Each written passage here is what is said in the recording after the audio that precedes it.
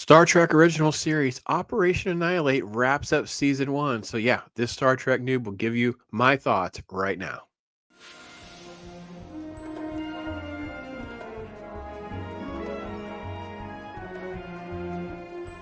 All right, I'm Pops. I don't know if you've been following along with me. I went through all of season one, Star Trek original series episodes. I'm going to wrap it up with Operation Annihilate. I thank you to all of you who've been supportive, leaving your comments and all the backstories and things. This is a very cold reaction that you get from me watching it and then recording something. So let's get to this episode. As always, I really enjoy the interaction with all the characters here. They're following this sort of like sequence of events across space that lead them to this Federation colony called Deneva. You have the group that is going to beam down to the planet's surface.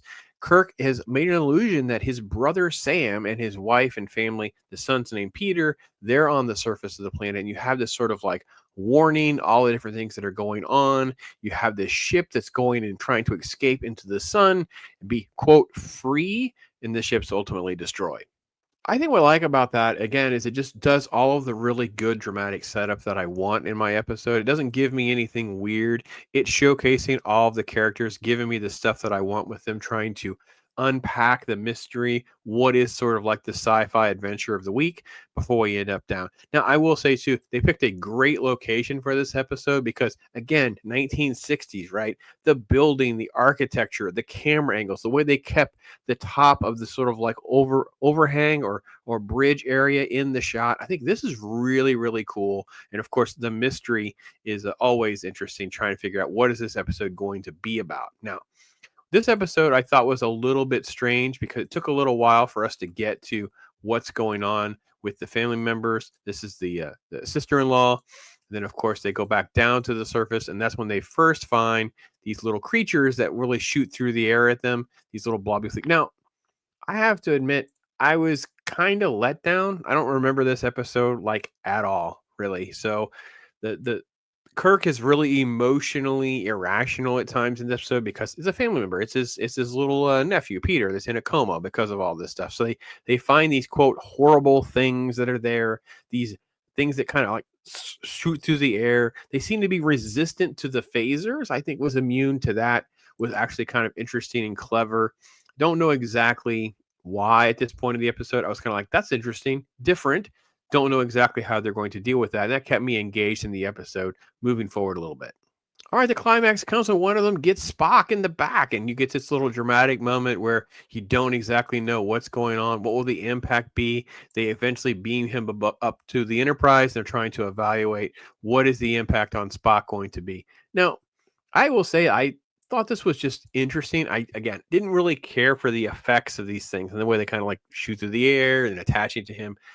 But I will say I like the fact that they included Spock as being the great specimen because ultimately what I was thinking was, well, this is going to be the way they unpack the mystery because he's a little bit different than a human. He's half human, but this Vulcan side will be part of the cure or the reason that he can survive where the humans cannot. That's really what I was predicting. And I like the fact that McCoy and all of them are kind of standing around trying to figure some certain things out.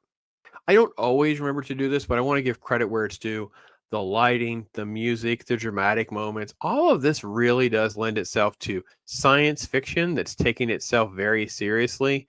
And for its time, I think that was very important to kind of have this play out in a way that sci-fi is not something for just the kids. It's not a bunch of just spaceships and toys. It really is a lot more about exploring spiritual and philosophical issues and questions, and that has shown itself multiple times through season one. And I think this episode kind of gets there. It's a little slow getting there, but I do like what it does. I do give me my Scotty. Always love Scotty scenes. That's my favorite part of the whole thing.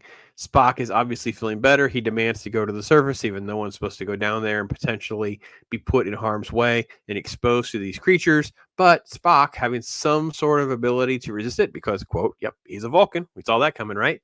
He can resist it. He can just push down that pain, basically, and go down, capture one, do experimentation, whatever he's going to do next.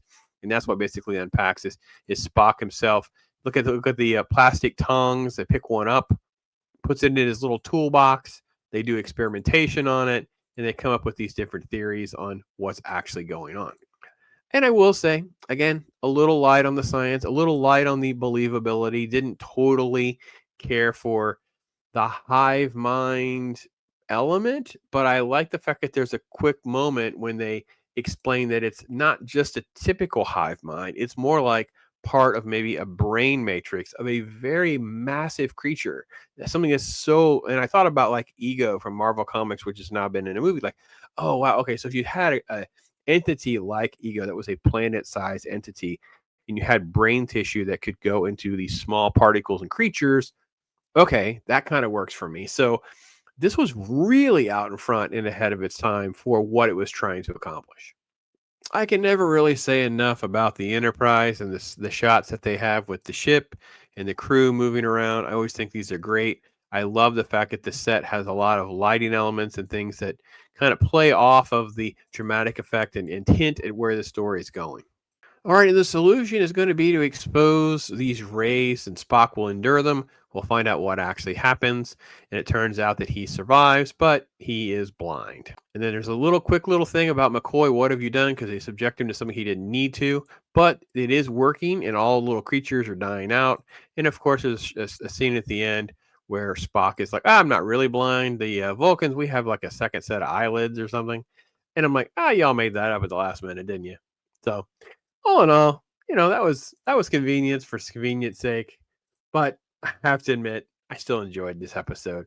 I didn't enjoy it much as like top 10 or anything like that, but I thought it was fine. And again, like I said, it's very out in front and ahead of its time with this hive mind concepts, an organism that is way beyond what we can conceive, that it would be assimilating so many different other lesser organisms, taking information and gathering nutrients from those. All of those concepts kind of tie into an episode like this. So I thought all of that was great. I think that again, all the things that have made this so good for me are all here again. This is why I've enjoyed revisiting Star Trek and really kind of immersing myself into something at least a little bit more than I ever have before. So, love your thoughts and feedback on this. Thank you so much for watching. Appreciate everything that you guys have done. Your Royal Life Form, Jacob Ironside in particular, for all their support. Take care, everybody. Check out the playlist for some of my other reactions and episodes. I appreciate your time. I am Pops.